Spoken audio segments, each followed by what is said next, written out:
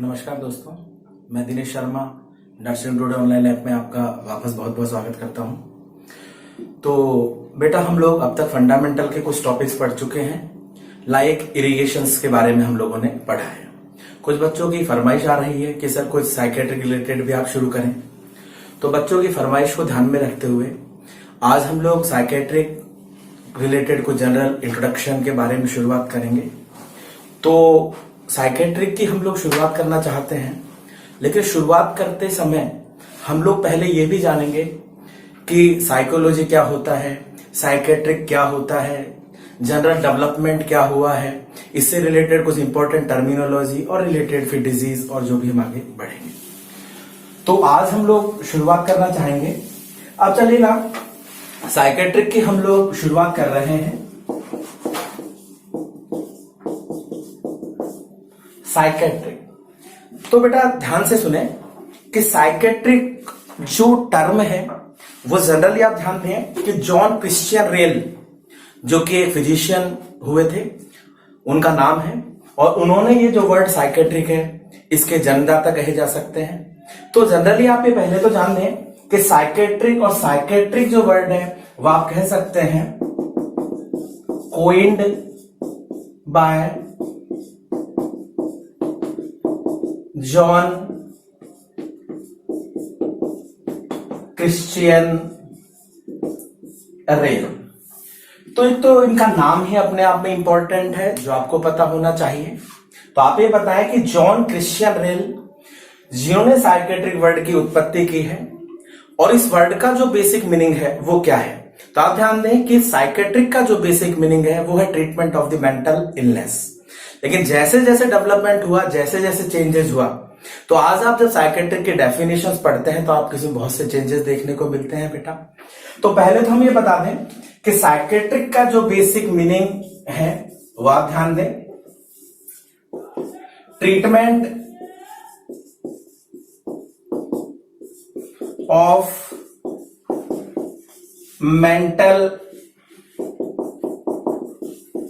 Illness, कि mental illness का जो इलाज होता है या मानसिक रोगों का जो इलाज होता है वो जनरली साइकेट्रिक कहलाता है।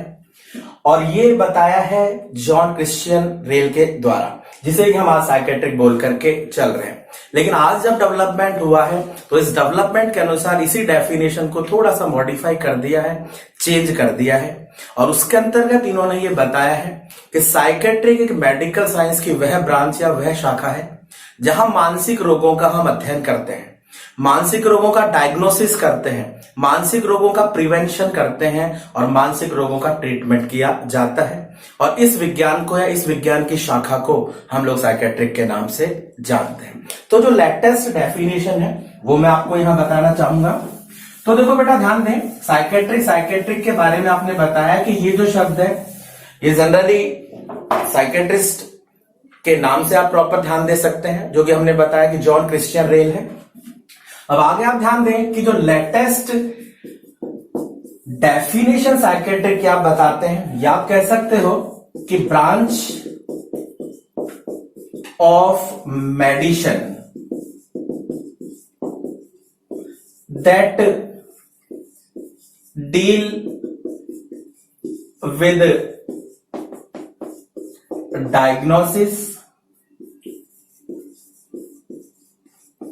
Treatment and prevention of mental illness.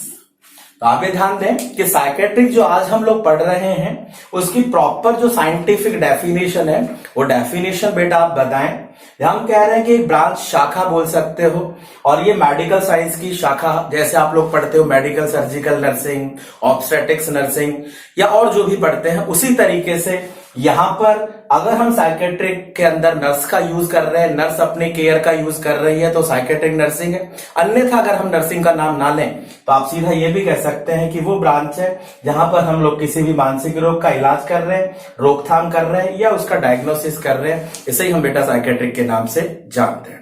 चलिए साहब, यहां तक आपने बताया। जैसे जैसे हम लोग आगे बढ़ रहे हैं, बहुत बच्चों में इतना ज्यादा कंफ्यूजन है कि वो ये भी अंतर नहीं कर पाते हैं कि what is psychology and what is psychiatric. तो इसकी हम शुरुआत करने से पहले मैं आपको दो शब्द साइकोलॉजी के बारे में भी बताना चाहूंगा। तो देखो बेटा, ध्यान दें कि भाई साइकेट्रिक हमने बताया, लेकिन बेसिक मतलब आप साइकोलॉजी का भी आपको पता होना चाहिए, क्योंकि दोनों ही एक दूसरे से इंटर रिलेटेड है। अब वो किस प्रकार से इंटर रिलेटेड है तो आप सुने कि जैसा कि हम लोग साइकोलॉजी के बारे में आपने सुना होगा, अब साइको और लॉजी, जो कि जनरली आपको पता है कि जितनी भी लैंग्वेज यहां बताई गई है मेडिकल फील्ड में, वो ज्यादातर ग्रीक और लैटिन वर्ड है, क्योंकि उनका जो मीनिंग है वो चेंजेबल नहीं होता है। तो यहां पर आपने बताना है कि ये जो साइकोलॉजी है दो शब्दों से मिलकर के बना है, जो कि ग्रीक वर्ड है। एक तो आप बेटा यहां बताएं साइकी, एक आप कह सकते हो लोगस। अब देखो ध्यान दीजिएगा कि जब साइकोलॉजी के बारे में बताया गया तो साइकोलॉजी दो शब्दों से मिलकर के बना है, और ये जो साइकोलॉजी है ये एक प्रकार का ग्रीक वर्ड है। अब ये है क्या, तो आप ध्यान दें कि साइकेट्रिक और लोगस। अब ये जो लोगस आप कह रहे हैं, लोगस का मतलब होता है साइंटिफिक स्टडी। क्या कहलाता है बेटा, साइंटिफिक स्टडी कहलाता है। तो आप ध्यान दें, लोगस हम कह सकते हैं साइंटिफिक स्टडी। लेकिन ये जो आप साइंटिफिक तरीके से स्टडी कर रहे हैं, ध्यान दीजिएगा कि ये जो साइंटिफिक तरीके से आप स्टडी कर रहे हो, ये किस चीज की कर रहे हो।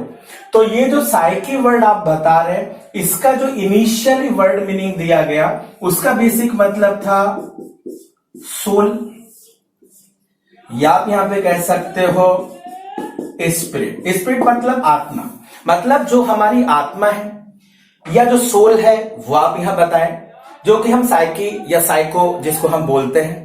इसके अलावा आप यहां पे ध्यान दें, जैसे जैसे डेवलपमेंट हो रहे हैं, जैसे जैसे परिवर्तन हो रहे हैं, तो आगे जाकर के इसमें और परिवर्तन हुए, और जो परिवर्तन हुए तो उसके अनुसार आगे जाके एक साइंटिस्ट है जिनका मैं आपको नाम बताऊंगा, जिन्हें हम कहते हैं विलियम जेम्स। ध्यान दीजिएगा कि विलियम जेम्स ने इसकी एक नई परिभाषा आपके सामने पेश की है, और वो नई परिभाषा क्या है तो आपने यहां पे बताना है। पहले तो आप नाम ध्यान दें, विलियम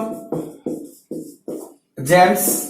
और विलियम जेम्स ने एक न्यू साइकोलॉजी की डेफिनेशन आपके सामने बेटा लेकर के आए हैं। और न्यू डेफिनेशन क्या है तो आपने यहां पे बताना है study of the human behaviour and mental process. आप ध्यान दीजिएगा कि जो हमने वहां पर पढ़ा था सोल, इसके अंदर हमने कहा था कि भाई साइकी, और साइकी को हमने कहा था सोल। तो विलियम जेम्स ने इस साइकी, जिसका वर्ड पहले सोल कहा जा रहा था, उसको चेंज करके इन्होंने कर दिया ह्यूमन बिहेवियर। तो कहने का मतलब है कि लेटेस्ट जो आज हम लोग पढ़ रहे हैं उसके अंदर आपने यहां पे बताना है कि साइकोलॉजी एक साइंटिफिक प्रकार की स्टडी है, जहां हम लोग व्यक्ति के व्यवहार की स्टडी करते हैं। वो व्यक्ति क्या सोचता है, ऐसा क्यों सोचता है, वो व्यक्ति खुश क्यों होता है, वो व्यक्ति रोता क्यों है, वो व्यक्ति हंसता क्यों है, किसी भी प्रकार की सिचुएशन के प्रति जो भी हम रेस्पॉन्स देते हैं, हंसना, खेलना या क्राई करना आप बोल सकते हो, खुश हो जाते हैं, हैप्पी हो जाते हैं, जॉय हो जाते हैं, कोई भी परिस्थिति आती है हम दुखी हो जाते हैं। तो यहां पर इन्होंने बताया कि ये व्यक्ति ऐसा क्यों कर रहे हैं, इसका मतलब उसके माइंड में क्या चल रहा है, उस व्यक्ति के व्यवहार में क्या चल रहा है, और उसके इन्हीं कारणों को जानने का, उसके व्यवहार को स्टडी करने का जो तरीका है वो जनरली साइकोलॉजी कहलाता है। और जब वही व्यवहार एबनॉर्मल हो जाता है, और एबनॉर्मल होने के बाद वो जब मरीज बन जाता है, तो उस मरीज की रोकथाम, उस मरीज की बीमारी का पता करना जनरली हम साइकेट्रिक के अंतर्गत पढ़ते हैं। तो दोनों में अंतर समझ लें, यहां हम सिर्फ व्यक्ति के व्यवहार की स्टडी करते हैं, और साइकेट्रिक के अंदर उस व्यक्ति में अगर कोई भी बीमारी हो जाती है, उस बीमारी से संबंधित इलाज जो किया जाता है वो साइकेट्रिक के अंतर्गत करते हैं। तो ये हम लोग बात कर रहे हैं डिफरेंशिएट, और दोनों के बारे में आपको पता चले कि what is psychology and what is psychiatric. इसके अलावा मैं आपको यहां पे बता दूं कि ये जो साइकोलॉजी वर्ड जो आप जानते हैं, आपने नाम सुना होगा रूडोल्फ जो कि एक साइकोलॉजिस्ट हुआ करते थे। तो आपने यहां पे बताना है कि psychology word coined by Rudolf, कि ये जो साइकोलॉजी वर्ड है ये जनरली पहली बार जो दिया गया वो जनरली रूडोल्फ जो कि एक साइकोलॉजिस्ट है इनके द्वारा दिया गया था। लेकिन आज अगर आपको एग्जामिनर कहता है कि भाई who is the father of psychology, तो आप यहाँ पे वुडंट का नाम लेंगे। कभी भी ये नहीं बोलना है कि ये फादर नहीं है। हाँ, इन्होंने इस वर्ड का आविष्कार जरूर किया है, लेकिन साइकोलॉजी के जो फादर कहे जाते हैं वो वुडंट आप हैं। तो आपने यहां पे बताना है वुडंट इज द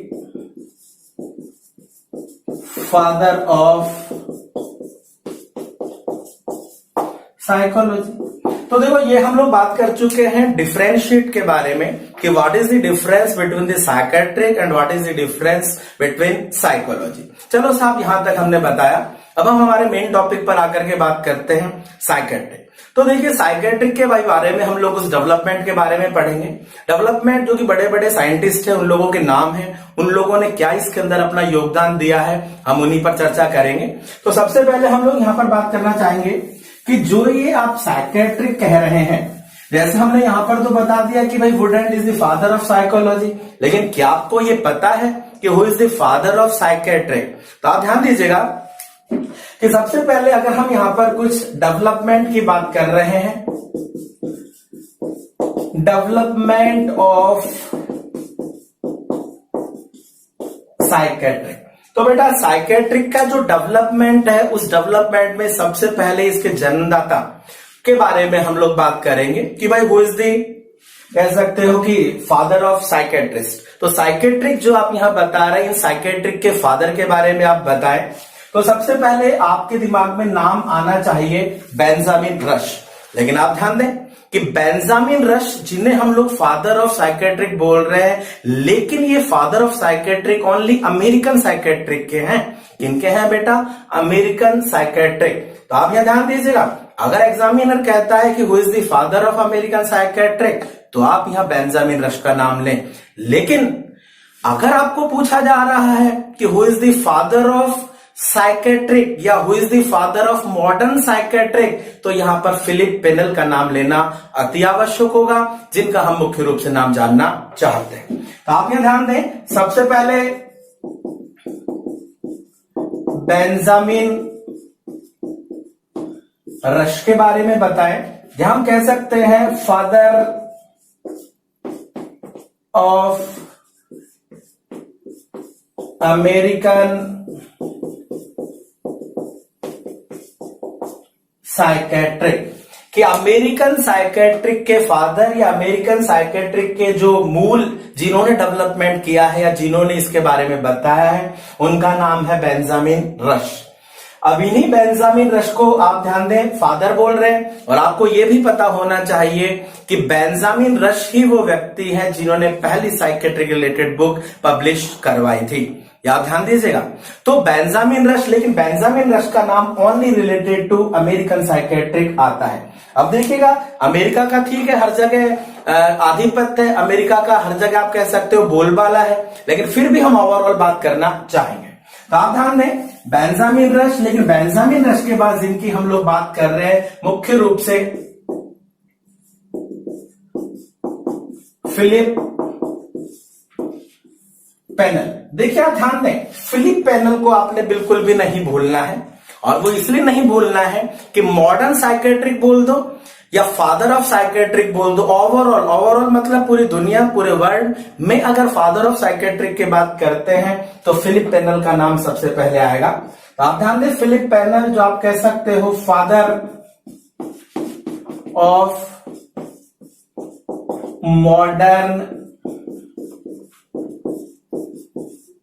साइकेट्रिक, कि मॉडर्न जो साइकेट्रिक आज बेटा हम लोग पढ़ रहे हैं, इसके अगर फादर आप यहां बता रहे हैं तो फादर का नाम फिलिप पेनेल से शुरुआत होती है, जो आज आप ध्यान दें, और मुख्य रूप से आप इन्हीं को ध्यान दे करके चलें, क्योंकि एग्जामिनर इसके बारे में पूछ सकता है।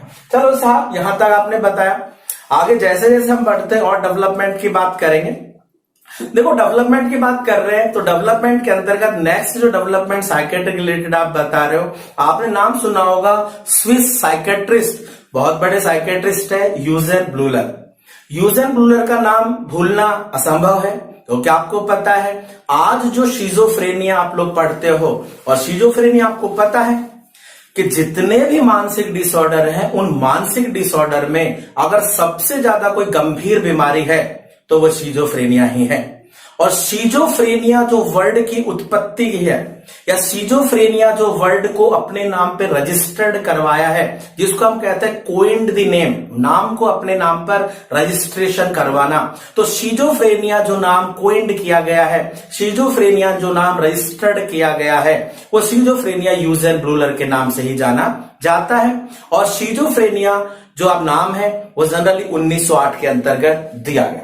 तो आप यहां ध्यान दीजिएगा, हम लोग कुछ डेवलपमेंट ऑफ साइकेट्रिक के बारे में बता रहे हैं, और डेवलपमेंट ऑफ साइकेट्रिक के अंतर्गत हम लोगों ने यहां पर बात की है कि फादर साइकेट्रिक के कौन है, जो हमने बताया फिलिप पेनेल, और अमेरिकन साइकेट्रिक के अगर फादर की बात करें तो बेंजामिन रश का नाम आप ले सकते हैं।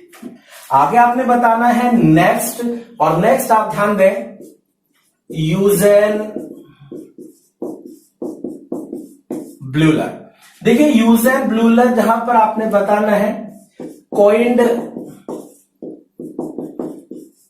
नेम ऑफ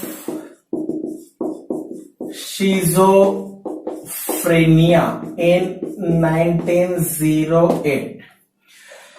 देखो आप बताएं कि शिजोफ्रेनिया जो आज आप पढ़ते हो वो नाम यूजेन ब्लूलर के द्वारा दिया गया है बेटा, और इस नाम को इन्होंने रजिस्टर्ड करवा दिया कि इसके बाद फर्दर भविष्य में कोई भी अगर खोज होती है तो वो शिजोफ्रेनिया के नाम से नहीं होगी।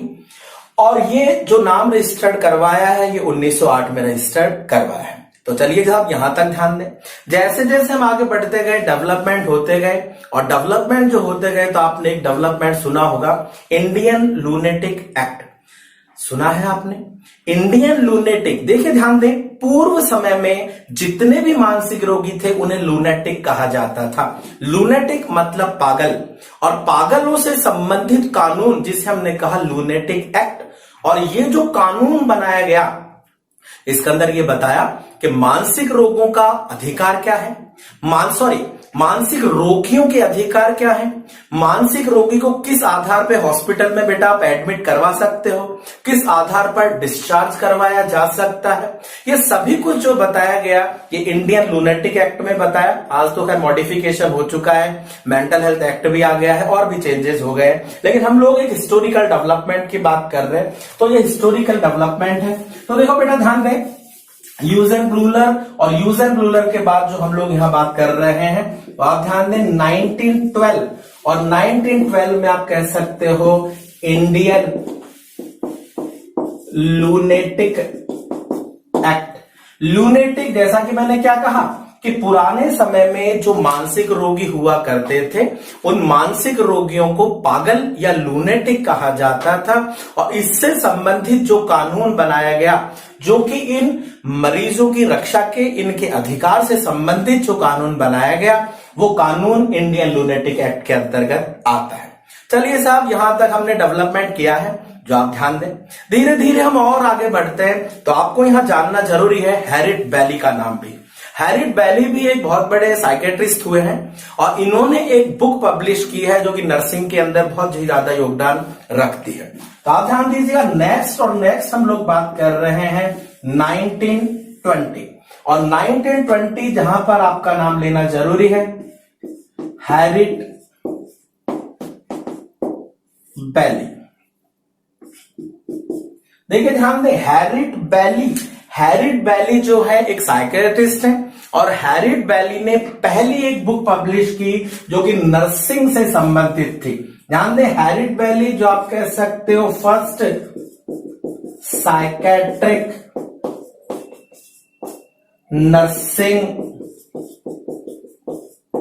बुक किससे संबंधित थे बेटा, साइकेट्रिक नर्सिंग रिलेटेड जो बुक थी वो जनरली हैरिट बैली के द्वारा जो है वो लिखी गई, जबकि बेंजामिन रश ने भी लिखी थी, लेकिन बेंजामिन रश ने जो बुक लिखी वो डॉक्टर्स के काम आई थी, नर्सेस के काम में नहीं आई थी। इसलिए अगर हमसे ये कहा जाता है कि फर्स्ट बुक जो कि नर्सिंग रिलेटेड साइकेट्रिक में उपयोग ली गई थी हैरेट बैली के द्वारा ली गई थी। और इन्होंने जो बुक लिखी उस बुक का नाम, जनरली आप ध्यान दें कि बुक के नाम भी कई बार एग्जामिनर पूछ लेता है, तो वो आपको कह सकता है साइकेट्रिक इन नर्सिंग।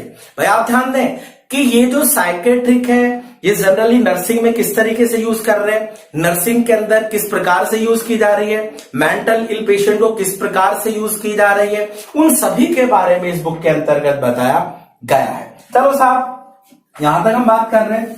नेक्स्ट और नेक्स्ट डेवलपमेंट की हम बात करें तो नेक्स्ट डेवलपमेंट भी अपने आप में बहुत इंपॉर्टेंट है और आप लोगों ने बहुत बार सुना होगा इंसुलिन शॉक थेरेपी। देखो बेटा ध्यान दो, इंसुलिन शॉक थेरेपी और इंसुलिन शॉक थेरेपी के बारे में 1927 के अंदर बताया गया।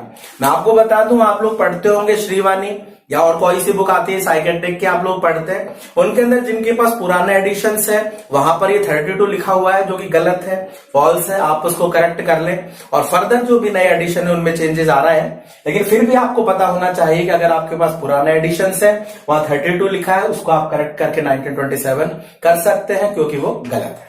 तो आप ध्यान दीजिएगा, इंसुलिन शॉक थेरेपी है और इंसुलिन शॉक थेरेपी 1927 में इंट्रोड्यूस की गई।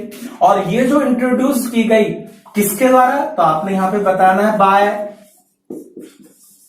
सैकल। Sakel is also name of psychiatrist, कि भाई सैकल जो है ये भी एक साइकेट्रिस्ट का नाम है और सैकल नाम के साइकेट्रिस्ट ने एक थेरेपी की शुरुआत की जिसे हम इंसुलिन शॉक थेरेपी बोलते हैं। और ये जो बेटा इंसुलिन शॉक थेरेपी है इन्होंने 1927 में इसका आविष्कार या आप कह सकते हो इसको शुरुआत किया। और ये जो थेरेपी, अब जैसे कई बार एग्जामिनर ये पूछ लेगा कि इंसुलिन थेरेपी या insulin shock therapy initially use on which of the following patient, कि ये जो थेरेपी है सबसे पहले किस मरीज के इलाज में उपयोग ली गई, तो आपने यहां पे नाम लेना है शिजोफ्रेनिया। तो आप यहां बताएं use in management of schizophrenia. भाई आज तो बहुत सी दवाएं आ गई है, टिपिकल एंटीसाइकोटिक, एसाइकोटिक, बहुत सी दवाएं आ गई है, ईसीटी भी हम लोग यूज करके चल रहे हैं, एंटीसाइकोटिक मेडिकेशंस यूज कर रहे हैं। लेकिन इनिशियली रूप से अगर कोई दवा यहां यूज की गई तो एक थेरेपी है जिसे इंसुलिन शॉक थेरेपी बोलते हैं और वो शिजोफ्रेनिया के मरीज में हमने उपयोग ली है। तो यहां ध्यान दें, जैसे जैसे हम आगे बढ़ते गए वैसे वैसे डेवलपमेंट होते गए हैं बेटा। आगे अगर हम डेवलपमेंट की बात कर रहे हैं तो नेक्स्ट डेवलपमेंट आप ध्यान दें कि साइकेट्रिक जनरली जो हम पढ़ते हैं उसमें जो भी मरीजों के इलाज किए जाते हैं जनरली दवाओं के द्वारा करते हैं, साइकोथेरेपीज के द्वारा किया जाता है, फिजिकल थेरेपी जो कि हम लोग ईसीटी बोलते हैं। लेकिन यहां पर एक पहली सर्जरी जो परफॉर्म की गई फ्रंटल लोबोटोमी, जो कि 1936 में परफॉर्म की गई। तो एग्जामिनर ये कह सकता है कि फर्स्ट सर्जरी जो कि मानसिक रोगी के इलाज के अंदर की गई या लोबोटोमी जो पहली बार की गई थी वो कौन से वर्ष में की गई, तो आपने यहां पे नाम लेना है 1936। और 1936 जहां आप कह सकते हैं फ्रंटल लोबोटोमी, ये जो पहली एक सर्जरी की गई थी ये मानसिक रोगियों के इलाज से संबंधित की गई। लेकिन आज तो ठीक है बहुत न्यूरो सर्जरीज की जा रही हैं, लेकिन ये जो सर्जरी है ये मानसिक रोगी के इलाज से संबंधित है, इसीलिए इसके बारे में आपको पूछा जा सकता है। चलिए नेक्स्ट हम आगे बढ़ते हैं और आगे बढ़ते हैं तो आपको भूलना नहीं है 1938। ये तो एक ऐतिहासिक डेवलपमेंट है, ऐतिहासिक माइलस्टोन डेवलपमेंट है, क्योंकि आपको पता है 1938 में कैरलेट और बिनी नाम के दो स्विस न्यूरोसाइकेट्रिस्ट, ध्यान दीजिएगा कि ये जो न्यूरोसाइकेट्रिस्ट है कैरलेट और बिनी, इन्होंने ईसीटी का आविष्कार किया। और आपको पता है आज ईसीटी सबसे ज्यादा इफेक्टिव है मेजर डिप्रेशन, सीवियर डिप्रेशन के इलाज के लिए। तो आप यहां बताएं कि 1938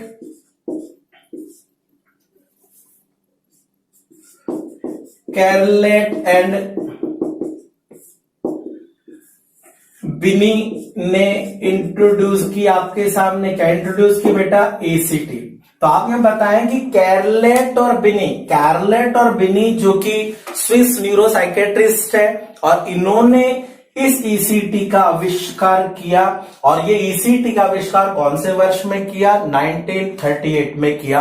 और आज के समय पर सीवियर डिप्रेशन में सबसे अगर कोई इफेक्टिव थेरेपी है वो ईसीटी कही जाती है। तो ये कुछ डेवलपमेंट है, माइलस्टोन डेवलपमेंट है, जिनके ऊपर हम लोग यहां बात कर रहे हैं। एक इंट्रोडक्शन क्लास है जो आप ध्यान दें, धीरे धीरे हम आगे बढ़ेंगे तो कुछ स्पेसिफाइड टर्मिनोलॉजी पर भी बात करेंगे, लेकिन पहले हमें बेसिक चीज तो पता हो।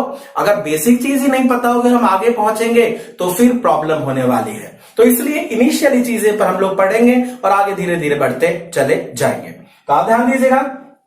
इसके बाद देखिएगा नेक्स्ट है, और नेक्स्ट पॉइंट आप ध्यान दें कि आप लोगों ने नाम सुना होगा लिथियम कार्बोनेट, सुना होगा, और आपने सुना भी होगा कि लिथियम कार्बोनेट जो जनरली बेटा हम लोग यूज लेकर के चलते हैं, वो लिथियम कार्बोनेट मैनिक पेशेंट के अंदर एज ए मूड स्टेबलाइजर के रूप में उपयोग ली जाती है।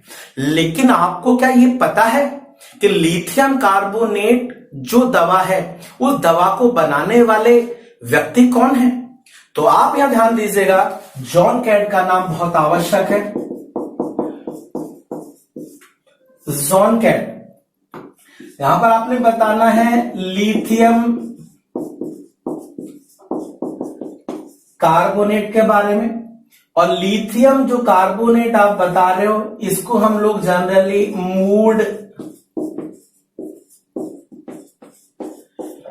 स्टेबलाइजर बोलते हैं। क्या बोलते हैं बेटा? मूड स्टेबलाइजर बोलते हैं। तो ये जो मूड स्टेबलाइजर दवा जिसे लिथियम कार्बोनेट बोल रहे हैं, ये जॉन कैट के द्वारा इसका फाउंडेशन किया गया, या जॉन कैट के द्वारा इस दवा को बनाया गया है।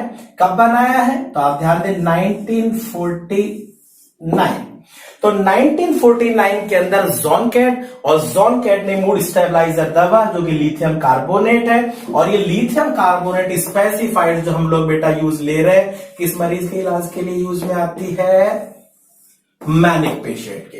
अब मैनिक पेशेंट, मैनिया क्या होता है तो हम लोग आगे इसके ऊपर चर्चा करेंगे, आगे बात करेंगे। जनरली एक मूड डिसऑर्डर है, मूड क्या होता है वो भी हम लोग आगे बताएंगे।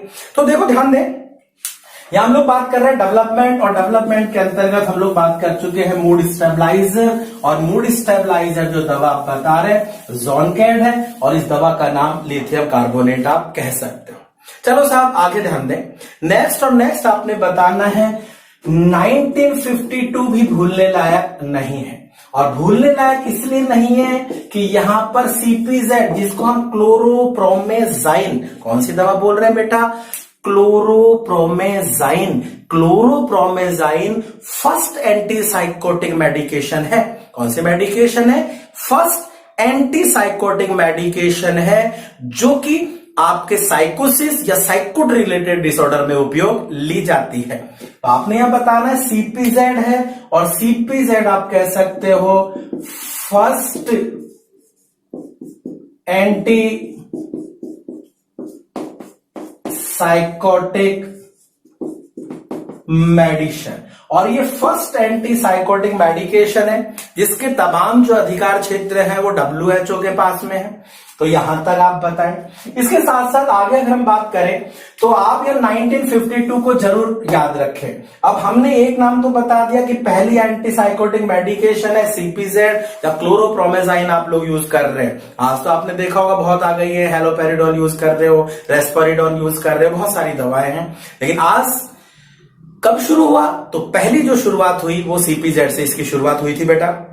चलो साहब यहां तक बताओ। लेकिन 1952 मैंने आपको क्या कहा, याद रखना जरूरी है, और याद रखना इसलिए जरूरी है कि यहां से शायद आपके एग्जाम में एक प्रश्न है जो ऑलरेडी पूछा जा चुका है निमांस में, और उन्होंने यहां पर कहा है कि first theory related to interpersonal relationship in psychiatric nursing, कि साइकेट्रिक नर्सिंग में पहली थ्योरी जो कि आईपीआर से संबंधित है वो थ्योरी किसके द्वारा दी गई है? अब ऑप्शंस के अंदर तो आपको बहुत नाम लेंगे, फ्लोरेंस नाइटिंगेल बोलेंगे, कई नाम हैं, लेकिन मैं आपको यहां पर बता दूं कि आईपीआर और आईपीआर से संबंधित जो सबसे पहली थ्योरी, आप ध्यान दें कि 1952 में ही आपने बताना है कि first theory of IPR, interpersonal relationship in psychiatric nursing के बारे में पूछा जाता है, किसके द्वारा दी गई है, तो आप यहां ध्यान दें, इंट्रोड्यूस बाय पेप्लू। पेप्लू थ्योरी है जिसको हेडलबर्ग पेप्लू हम बोलते हैं, तो आपने यहां पे बताना है पेप्लूज के द्वारा दी गई थ्योरी है जो आईपीआर से संबंधित है, और ये प्रश्न आपको एग्जाम में पूछा जाता है। चलो साहब यहां ध्यान दें, तो ये कुछ डेवलपमेंट है जो बेटा हम लोग साइकेट्रिक और साइकेट्रिक के बारे में बता रहे हैं। चलो साहब यहां तक आपने डेवलपमेंट बताया। अब देखिएगा डेवलपमेंट में और भी बहुत स्पेसिफाइड पॉइंट है जो आप यहां मेंशन कर सकते हैं, और क्या स्पेसिफाइड आप मेंशन कर सकते हैं, तो आप यहीं पे ध्यान दें कि नेक्स्ट जो आप यहां बताने वाले हो कि भाई जैसे जैसे WHO ने भी यहां पर अपने विशेष योगदान दिए हैं, अमेरिकन साइकेट्रिक एसोसिएशन ने भी अपने अपने योगदान दिए हैं। अब यहां पर हुआ क्या, जैसे जैसे हम आगे बढ़ते गए तो WHO ने एक रिपोर्ट पेश की, और वो रिपोर्ट बहुत चौंकाने वाली थी। WHO ने रिपोर्ट पेश की और उस रिपोर्ट में ये कहा कि भविष्य में आने वाले समय में मानसिक रोग और मानसिक रोगियों की संख्या पूरी दुनिया में बढ़ सकती है।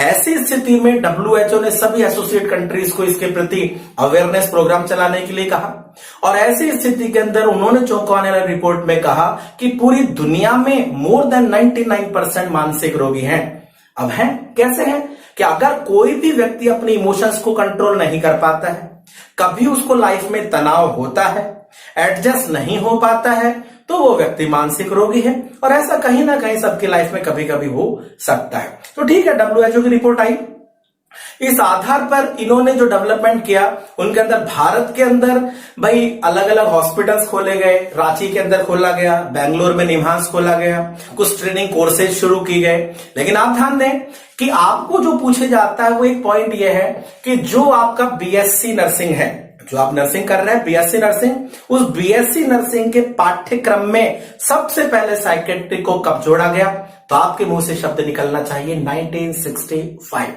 तो आप यहां पे ध्यान दीजिएगा, डेवलपमेंट और डेवलपमेंट में आप बता रहे हैं 1965, जहां पर आप ये कह सकते हो कि psychiatric include as separate paper subject in BSc nursing. तो ये प्रश्न है, ये आपके एग्जाम्स में पूछा गया है। अब देखो आपने बताना है कि BSc नर्सिंग में साइकेट्रिक को जोड़ा गया 1965 में सबसे पहले। इस समय पर इन्होंने कमी रख दी कि GNM को इन्होंने प्रॉपर ध्यान नहीं दिया। आगे जाकर के आप ध्यान दीजिएगा 1986 1986 और 1986 में एज ए कंपोनेंट, कंपोनेंट का मतलब होता है आज जैसे GNM वाले आपको पता है पढ़ रहे हैं फार्माकोलॉजी, पढ़ रहे हैं माइक्रोबायोलॉजी, बायोकेमिस्ट्री, लेकिन स्पेसिफाइड पेपर तो नहीं होता, सिर्फ थोड़ा बहुत उनको एक इंट्रोडक्शन वहां दिया गया। तो आप ध्यान दीजिएगा कि BSc में शामिल कर दिया, लेकिन GNM में शामिल नहीं किया। GNM में भी शामिल करने से पूर्व इन लोगों को याद आ गई कि MSc करवा दी जाए, GNM पर प्रॉपर फोकस ना दिया जाए। खैर जो भी है, तो आगे आपने बताना है 1975 और 1975 RK दिल्ली, जहां पर आप कह सकते हो MSc इन साइकेट्रिक की शुरुआत की गई। तो आप ध्यान दें, अगर एग्जामिनर आपको कहता है कि MSc इन साइकेट्रिक नर्सिंग, साइकेट्रिक नर्सिंग में जो शुरुआत की गई वो कब की गई, तो आपने यहां पे बताना है कि साइकेट्रिक नर्सिंग की जो शुरुआत की गई है एमएससी में वो सबसे पहले राजकुमारी अमृत कौर में की गई, और कब की गई बेटा? 1975। चलो जी ध्यान दें, इसके अलावा मैंने आपको बताया ही है कि 1986 और 1986 में आप कह सकते हो कि psychiatric add as component in GNM. GNM में भी इस साइकेट्रिक को जोड़ा गया, लेकिन जो बेटा जोड़ा गया वो सिर्फ एज ए कंपोनेंट, एक छोटा सा इंट्रोडक्शन ऑफ साइकेट्रिक जोड़ दिया, जहां सिर्फ टर्मिनोलॉजी, डेफिनेशन, हेल्थ क्या होता है, साइकेट्रिक क्या होता है, इमोशन क्या होता है, सिर्फ इतना बताया, ना कोई डिजीज ना कोई उनका डिस्क्रिप्शन, कुछ भी नहीं बताया। चलो जी खैर, यहां तक हम लोग आ गए हैं।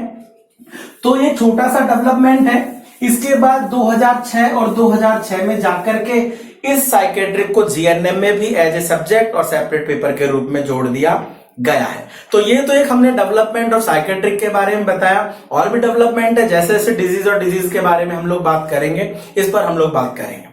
लेकिन आप ध्यान दें, अब इसी के अंतर्गत ठीक है हमने डेवलपमेंट पढ़ा, लेकिन फिर भी एग्जामिनर की तो आदत है, वो आपसे ये भी कह सकता है कि who is the first psychiatric nurse. अब फर्स्ट साइकेट्रिक नर्स डेवलपमेंट में तो नहीं है, लेकिन आपको पता होना चाहिए कि पहली जो साइकेट्रिक नर्स जिनका नाम मिस लिंडा रिचर्ड, जो आप लोगों ने सुना होगा, और जहां तक मेरा मानना है ये आपके एग्जाम में भी आया हुआ प्रश्न है, तो आपको ये जरूर पता होना चाहिए कि मिस लिंडा रिचर्ड जो कि फर्स्ट साइकेट्रिक नर्स है, और वो एज ए साइकेट्रिक नर्स बनके उन्होंने पेशेंट केयर की शुरुआत की है। तो ये आप ध्यान दें, एक जनरल इंट्रोडक्शन मैंने आपको बताया। नेक्स्ट जो क्लास हम लोग करेंगे उसके अंदर हम इस टॉपिक साइकेट्रिक से रिलेटेड कुछ टर्मिनोलॉजी पर बात करेंगे। टर्मिनोलॉजी, इसमें एक छोटा सा मैं आपको यहां उदाहरण देना चाहूंगा। जैसे आप लोग पढ़ते हैं मेमोरी, आप लोग पढ़ते हैं इनसाइट, तो चलो मैं एक छोटा सा आपको यहां पॉइंट पूछता हूं। आप लोगों ने, बहुत लोगों ने पढ़ा होगा मेमोरी के बारे में। अब मेमोरी के बारे में आपने पढ़ तो लिया, अब आप लोग जैसे ही मेमोरी के बारे में पढ़ते हो तो सीधा आपके माइंड में आता है retrograde amnesia, anterograde amnesia, circumscribed amnesia. अरे ये वर्ड ये तो फिर भी बहुत लोगों को पता है, लेकिन क्या किसी को ये पता है what is the semantic memory? नहीं पता। What is the episodic memory? नहीं पता। जबकि आपको पहले तो ये पता होना चाहिए मेमोरी क्या होती है, मेमोरी के प्रकार क्या होते हैं, फिर आगे पता होना चाहिए कि मेमोरी कौन कौन सी है और उसकी एबनॉर्मलिटीज कौन कौन सी है, कौन सी एबनॉर्मलिटी में क्या लक्षण देखने को मिलेगा, किस प्रकार की मेमोरी को असेसमेंट के लिए आप क्या प्रश्न पूछोगे। तो देखो ध्यान दें, एक छोटा सा उदाहरण देता हूं। सिमेंटिक मेमोरी वो मेमोरी है, जैसे मैं आपको यहां पढ़ा रहा हूं, आप अपनी बुक्स से पढ़ते हो, कोई प्रोसीजर आप सीख रहे हो, ध्यान दीजिएगा, कोई भी बुक में आप पढ़ रहे हो, वर्ड पढ़ रहे हो, शब्द पढ़ रहे हो, वो सिमेंटिक मेमोरी के अंतर्गत आता है। ऐसे ही एपिसोडिक मेमोरी होती है। एपिसोड का मतलब घटनाक्रम। भाई एपिसोड का मतलब आपने लाइफ में क्या किया, कब किया, कैसे किया, वो सब एपिसोड है, घटनाक्रम जिनको हम बोलते हैं। ये पूरी डिटेल है जो मैं आप लोगों को पढ़ाऊंगा, मेमोरी क्या होती है। फिर इस मेमोरी में हमको लोग जो पढ़ने वाले हैं वो मेमोरी का प्रोसेस हम लोग पढ़ेंगे, क्योंकि मुझे ध्यान है निमांस में लास्ट टाइम पूछा हुआ है कि निम्नलिखित में से मेमोरी प्रोसेस में क्या शामिल नहीं है। अरे भैया एबनॉर्मलिटी बाद में, बार बार कह रहा हूं कि मेमोरी का प्रोसेस आपको पता हो कि मेमोरी क्या है। लोगों को डेफिनेशन तक नहीं पता। मेमोरी का बेसिक मतलब होता है कि जो भी चीज आपने सुनी है, ध्यान दें, मेमोरी एक वो प्रक्रिया है, मेमोरी एक वो प्रोसेस है जहां हम किसी भी जानकारी को पहले रिसीव करते हैं, रिसीव करने के बाद उसका कोई ना कोई कोड बनाते हैं जिसको एनकोडिंग बोलते हैं। कोड बनाने के बाद उसको हम स्टोर कर देते हैं हमारे माइंड में। अब माइंड में अलग अलग है, हिपोकैम्पस या जहां जहां पर है, लॉन्ग टर्म मेमोरी कहां स्टोर होती है, शॉर्ट टर्म कहां स्टोर होती है, उस पर भी हम लोग चर्चा करेंगे। और वो मेमोरी जब आपको जरूरत है आप उसे रिकॉल कर सकें, ये जो पूरी की पूरी प्रक्रिया है इसको बेटा हम मेमोरी बोलते हैं। अब मेमोरी कैसे है वो पूरी डिटेल हम लोग नेक्स्ट क्लास में बात करेंगे। आज जो हम लोग बात कर रहे थे ये हमने इंट्रोडक्शन बताया, आज के लिए इतना है। हाँ एक बात और कहूंगा, बहुत बच्चों के मेरे पास फोन आते हैं, मैसेज आते हैं, वो कहते हैं सर आप क्लास के बाद ये नहीं बोलते हो कि चैनल को सब्सक्राइब करें। भाई अब मैं इसमें क्या बोलूं, लेकिन फिर भी ठीक है, आप लोगों ने कहा है तो मैं बोल दूं कि आप इस चैनल को बहुत बहुत सब्सक्राइब करें, लोगों तक पहुंचाएं, आपके फ्रेंड्स तक पहुंचाएं। जितना फ्रेंड्स तक पहुंचाएंगे तो हम लोग ये कोशिश करेंगे कि आपको लाइव क्लासेस शुरू की जाए, लाइव रेगुलर आपके सामने आया जाए, क्योंकि जैसे जैसे लोग आएंगे तो वैसे वैसे इंटरेस्ट एक टीचर में भी क्रिएट होता है। क्योंकि जो बच्चे मुझे जानते हैं वो सब जानते हैं कि एक साथ मिनिमम भी मैं पढ़ाता भी हूँ रेगुलर क्लासेस में, ये ऑनलाइन की बात नहीं कर रहा हूं, तो कम से कम 400-500 बच्चे बैठ करके मेरी क्लासेस में पढ़ते हैं। तो आप ये ध्यान दीजिएगा कि जितने भी हैं वो अपने दोस्तों को बताएं, चैनल को सब्सक्राइब करें, शेयर करें। तो आज के लिए इतना ही, नेक्स्ट क्लास में हम लोग बेटा बात करेंगे टर्मिनोलॉजी और इससे रिलेटेड। थैंक यू और धन्यवाद।